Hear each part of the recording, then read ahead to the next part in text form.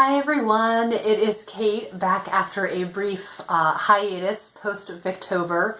So I ended up reading a total of 12 things over the month of October. I mean, I went to town with the Victorian literature. It was so splendid. I just had so much fun, but by the end, by the 30th of October actually, that was the last day I read anything Victorian, my brain was just like mush at the end. And so it took me a week. Like I couldn't even then decide what TV I wanted to watch. I was just mush. So it was great though, challenging myself, and now I have some new Victorian favorites, which is fabulous. And I can't wait to tell you about all of those. And I have, in order to kind of spice up the video, I have them ranked from least favorite to favorite. So I will start with my least favorite, and that very easily goes to The Haunted Hotel by Wilkie Collins. I am very, very glad that this was not the only Wilkie Collins that I read over the course of the month, because there was nothing to love about this book.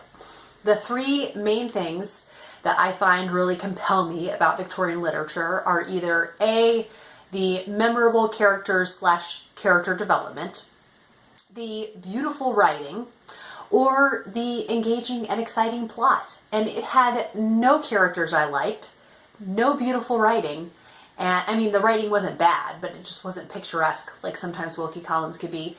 And it just, the plot, I could have cared less. I couldn't have cared less by the end. So I was not sorry to be done with this, and the only reason I finished it was because I said, you know, I did drive out to see a friend on the day that I listened to it, and I finished 5 out of 6 hours on the audiobook because I listened to it sped up, and so then I only had an hour left. Otherwise, I don't think I would have finished it, but I did say I want to read all of Wilkie Collins' works, so I'm so glad that I went ahead and read it, and like I said, I read it in the same month that I read a Wilkie Collins that I really loved, so I don't have to feel as disappointed. I'm not as, disheartened by Wilkie Collins. The next one that I read that was just, this one I didn't dislike. I think the only one I actually disliked was The Haunted Hotel. So now moving up to ones that was more like so-so about, and that is The Lifted Veil by George Eliot. This is a short story or novella, and there are supposed to be supernatural elements in it, and there are, but it was kind of my beef that I have with a lot of shorter fiction is that the pacing always feels a little off.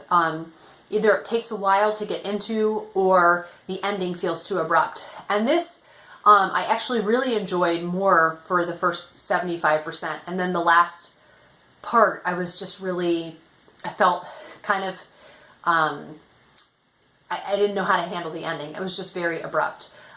So yeah, I don't know really any more feelings to give on it than that. The next one that I did enjoy, just compared to the other things that I read, it's just way lower down the list, and that is The Distracted Preacher by Thomas Hardy. This is about a lay preacher who moves into a town to be the interim. So, until they find someone full-time, he's going to be there. And he very quickly becomes intrigued and infatuated with his landlady, but there are sort of shady goings on, and he's not sure exactly what is happening. He doesn't know what to make of it.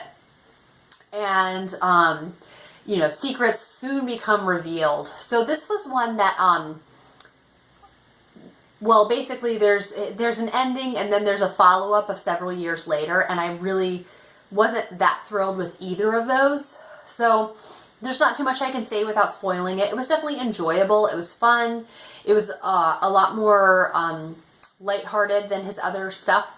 But just like I said, it's just the brevity of it. I don't think I'm really a fair person to judge, short stories, just because they really, I don't think, unfortunately, are my cup of tea. Or maybe Victorian short stories. I have read Ernest Hemingway's short stories, and I know I actually enjoyed those a fair amount. The next one on the list, and this, out of all the novels that I read, this is the lowest ranked novel, and unfortunately that is The Mill on the Floss by George Eliot. So it is always interesting when you do a buddy read of this to see how other people's experiences either mirror or don't mirror your own.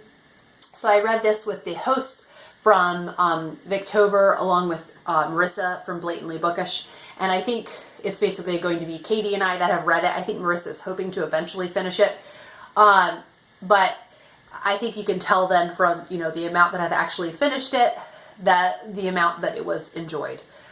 So Katie actually enjoyed the second half of this a lot more than the first half, whereas I really enjoyed the first half a lot more. It felt more rural and pastoral and almost like Thomas Hardy's writing. And then I just got kind of bogged down in the second half when the characters are older. It starts out with two children, Maggie and Tom, and they live by this mill that's owned by their family. And there's kind of lots of drama about their financial status, but also their societal status, their social cachet based on education. So, you know, I kind of feel like Katie from Books and Things feels about George Eliot. It's like kind of everything's there where I should like George Eliot a lot more. Her plots are fairly fast moving, you know, things kept happening throughout this. The characters are interesting. I don't know if they're necessarily appealing, but I don't have to have appealing characters to love a book. And the writing is really poignant and observant, and like I said, I really felt in the beginning of it that just extremely beautiful. But I think it's that when it comes down to it, compared to other Victorian novelists, George Eliot's writing is a little bit dry. So I think so far out of Middlemarch, Daniel Deronda, and The Mill on the Floss, The Mill on the Floss is my least favorite. So that's not to say that I didn't get some enjoyment out of this, but just when I think about the other books that I'm going to talk about, this is really kind of outshone by them. So that's the only reason. You know, it's not, I really would not say I disliked this. I would just say I definitely did not love it. Next up on the list, and one that I am sad it is kind of lower down on the list, is Mrs. Oliphant by Miss Marjoribanks. Sorry, I am so mixed up. Miss Marjoribanks by Margaret Oliphant, or Mrs. Oliphant as she's known on this cover. And this, compared to Salem Chapel, and interesting also to read this alongside Katie, because Katie actually enjoyed this a lot more than Salem Chapel. So I think maybe I'm coming to love the Victorian sensation novel a lot more than I knew I would. And this was felt a lot more like a Jane Austen book. Salem Chapel, when people, you know, kept comparing her to Jane Austen, I read Salem Chapel and I thought, I do not know what they're doing comparing her to Jane Austen. But this one felt much more like it, except Austen's characters, I find I get to know them more. So it was an interesting plot. The writing was fun and lighthearted, and the characters were interesting, but it's like there was some kind of X factor missing with this that I couldn't put my finger on. That's why it's called the X Factor. So yeah, there was just something about it that was missing. So like I said, I enjoyed it, but I definitely prefer Salem Chapel. So I'll be curious, because I am planning on reading the rest of the Carlingford Chronicles to see what I thought of that. But also, you know, I said I want to read all of her works, but I'm not too disheartened, because like I said, the other three in the Carlingford Chronicles that I've read, I actually really enjoyed. So also, maybe I think this wasn't quite as typically Victorian feeling. It wasn't as dramatic, and so maybe it's hard to know when you go into a book. Maybe it's just not what I was in the mood for, and maybe if I kind of thought I'm in the mood for a Jane Austen, but I had reread all of hers recently and picked this up, maybe I would have enjoyed it more. So yeah, I think maybe at some point in years from now I will reread this, but for now it was just a 3-star read for me. Then another novella that I read was The Moorland Cottage by Elizabeth Gaskell, and this is one that I squeezed in because Katie from Books and Things talked about how George Eliot was inspired to write The Mill on the Floss based on The Moorland Cottage. And The Moorland Cottage is just a little over 100 pages, but I found the plot, and actually this was a shorter work, where I found the resolution a lot more satisfying. The Mill on the Floss just kind of broke my heart, and I felt it broke my heart for no reason. Like didn't serve a purpose. Whereas Moorland Cottage had it had some, you know, some drama and some sad things happen, but it felt more that it had a purpose with what it did. So I definitely actually enjoyed the Moorland Cottage more. So I'm happy that I made time for that, and I thought it was neat to read a Victorian novel that had been inspired, you know, a writer had been inspired to write it based on another Victorian novel. And next on the list, and one that I really enjoyed, is Dr. Thorne by Anthony Trollope. This is the third in his Barsetshire series. Now, my one gripe I kind of have with Anthony Trollope is already now, like 3 weeks after reading this, I feel it doesn't have much staying power. I think Anthony Trollope is very clever and witty, but I don't know how much emotional depth I feel, or how much of an emotional connection I have with his books. And so I think it depends on what you're looking for as a reader, or what you're looking for in different moods, because this is just very amusing. This to me is like very close to, if P.G. Wodehouse had been a Victorian author, I feel like Dr. Thorne is something he would have written. So I think if I was more in the mood for witty and amusing, this may have stayed with me more, or maybe witty and amusing books are more there just to like be a comfort and a solace to you in the time when you want them. So like I said, definitely really enjoyed, but maybe the function I use Victorian literature for are these like deep, powerful, emotional books. This just didn't serve that function, so I need to go into Anthony Trollope feeling differently, but I just know already this is not staying with me as much as the other books, and Barchester Towers and The Warden have not stayed with me as much as other classics have. I definitely intend to continue reading Anthony Trollope, but I guess I'm a little bummed because it feels a little bit like I've watched a movie, and like that's how much it stayed with me, as opposed to the other books I'm going to talk about, which I will be able to remember very vividly. So yes, enjoyed it. It was really sweet. Very, I'm trying to think, just a warm book, and I really loved it. And yeah, Dr. Thorne is about this doctor who has a niece, Mary Thorne, who has a past that people aren't really sure where she's from, and Dr. Thorne has raised her. He's this father figure to her, and she has fallen in love with someone of great status, and his family, Frank is the man she's fallen in love with. His family is not too happy about it. So this is about all of the drama that ensues from that. Next on the list is Our Mutual Friend by Charles Dickens. Now, definitely enjoyed this even more than the mini-series. I have a couple caveats. So one is, I think maybe I have not been craving Dickens lately. So I think I kind of did a disservice to this book reading it at a time that I wasn't really feeling like reading some Dickens. Like I have to be in a very specific mood. And the second thing is that I really honestly like to take around a month to read a Dickens book. And I read this in the period of 9 days. And so it was such a whirlwind experience reading it that I don't feel that I gave it kind of the adequate time that it deserved, because it has not topped Dombey and Son for me. But also I think that the characters that I really loved in this, loved even more than in the miniseries, but I felt we didn't spend nearly enough time with them. There are some side character plot lines, around 2 or 3 side plot lines that I was just not invested in, not interested in, and I was really, I just wanted to hurry through those passages and get back to the characters that were my favorite. So I came to the end feeling that I didn't get nearly enough time with my favorite characters. So I think even I will enjoy it more upon a reread, but I do think that in Dombey and Son I actually was also very interested in the side characters, and so that maybe will make it remain my favorite. But it's definitely tied with Great Expectations. I just wanted more time with, you know, my most beloved characters. Then, all right, I have tied for second place 2 sensation novels. And the lengths the lengths are a little bit different from one another.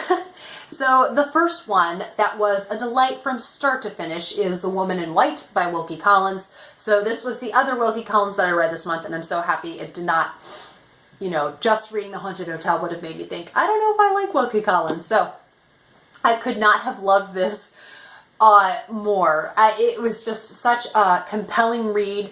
I loved the writing. There were some really beautiful passages here and there that I love in Victorian literature. I loved the characters, especially the sister relationship between Marion and Laura, and you get to see them throughout that. And then I also really loved the plot. It was kind of this sort of quiet, suspenseful plot where sometimes it kind of felt like anything wasn't happening, but you knew kind of under the surface that there were more things happening, that there were more things. The game was afoot, as Sherlock Holmes would say. So yes, I really, really enjoyed this. In case you don't know what The Woman in White is about, it starts out where Walter Hartwright is going to stay for several months at the house of Marion Halcombe and Laura. Oh goodness, what is Laura's last name? This is so bad because Laura and Marion are half sisters. Okay, that's going to bug me, but I don't want to take too long to look that up. Anyhow, these two half sisters who are very close, and on the way there, he just all of a sudden in the middle of nowhere, this woman in white appears, and she's kind of she's a little bit discombobulated, she's a little bit disoriented, he doesn't really know what to make of her, and then he finds out the next day that she has broken out of an insane asylum.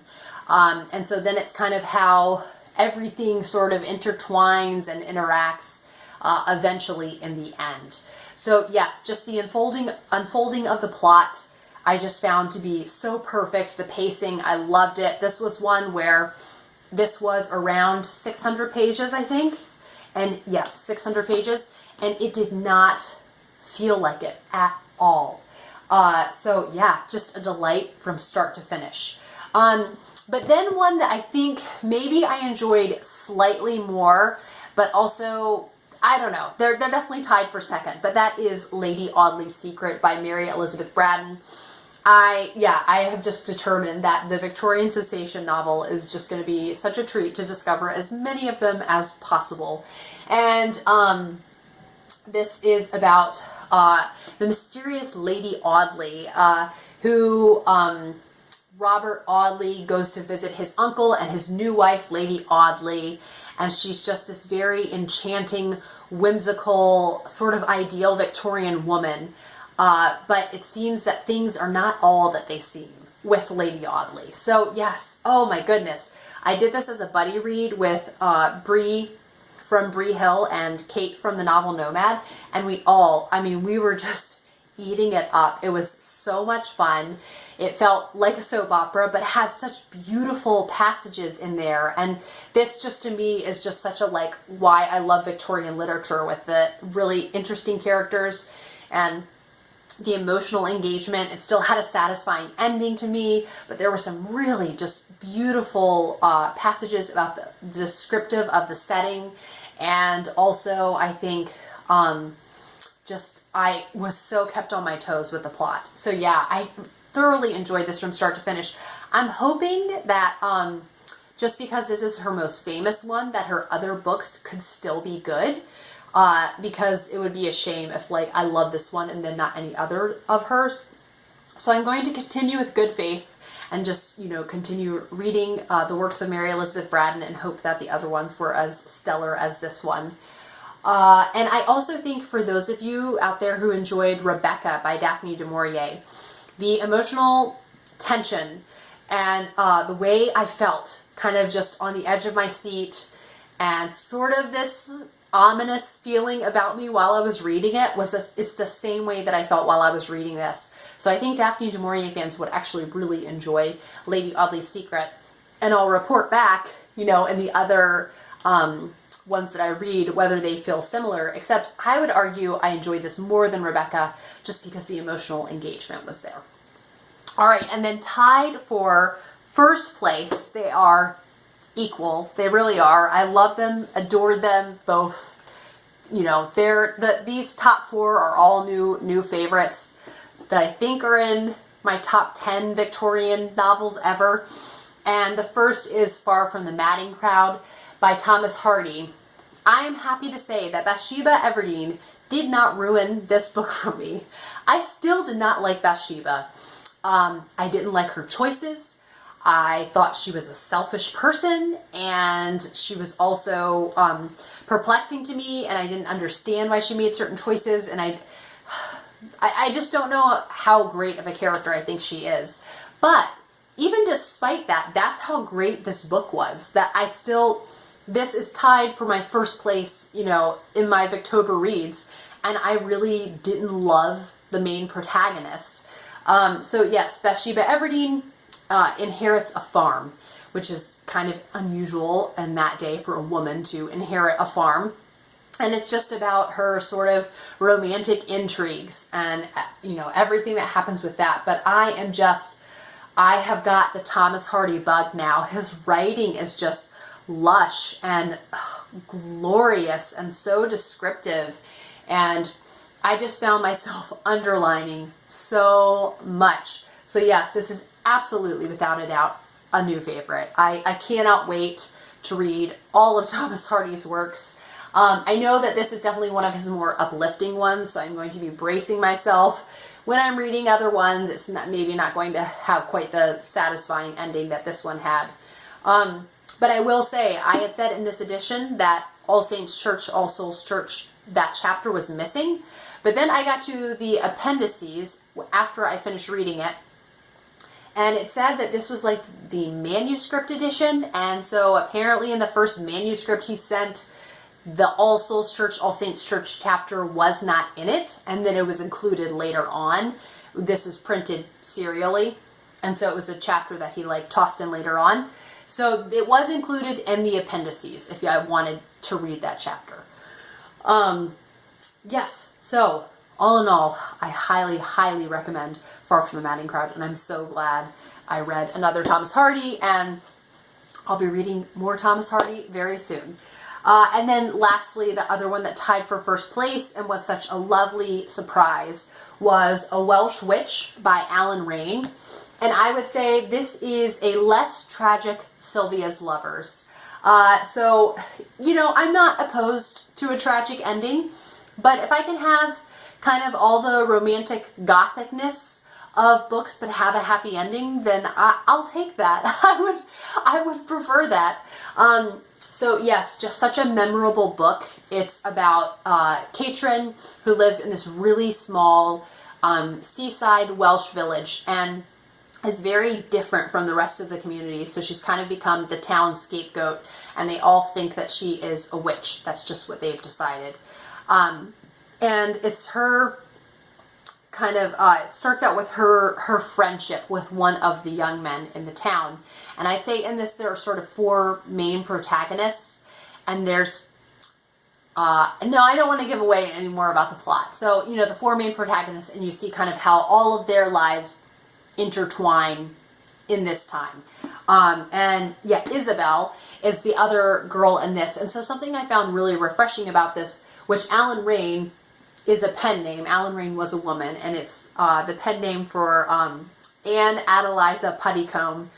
And so anyhow, the female characters in this, Catrin and Isabel, I thought were so fascinating, and had just such variety to them. They didn't feel like a lot of other women that I read about in Victorian novels, and it was just really, it was a breath of fresh air. I loved that about it. I also loved the unpredictability of the plot. I didn't know what was going to happen. I didn't know what was going to happen until the very end. I really, really appreciated that. But what I really loved about this was just how romantic this was. You know, this seaside town, and Catrin has such a deep and impactful relationship with all of the nature and the land around her, and how that also affects the plot. It was just unbelievable. And certain passages describing scenarios that happen to characters, I physically felt like I was there with them. And if it was a stressful passage, I was stressed out. And if it was a happy passage, you know, I was going to be happy. But it was just so unbelievably impactful. It's now, yeah, it's just one of my favorite books now. I love this. So I'm very excited to try out the other books that Hano Press sent me and just more Welsh literature in general. So yeah, I can't wait to get to more. But I just really, really enjoyed this, and I highly recommend A Welsh Witch. So those were all my Victober reads. I hope that those of you that did participate in Victober really enjoyed it, and those of you that were intrigued to maybe next year would want to participate in Victober next year if it happens, or if not, just try out some more Victorian literature. So yes, that is all I have to say about Victober. I hope you guys enjoyed. Thank you so much for all your lovely comments you left on my Victober videos. I'm sorry I was not very responsive. It just got really overwhelming because I had so much reading I was doing, and I had pre-recorded so many videos, so it was so many comments to keep up with. So I'll try to be better in this next month about responding to comments. Yes, so I will see you guys for another video soon. Bye.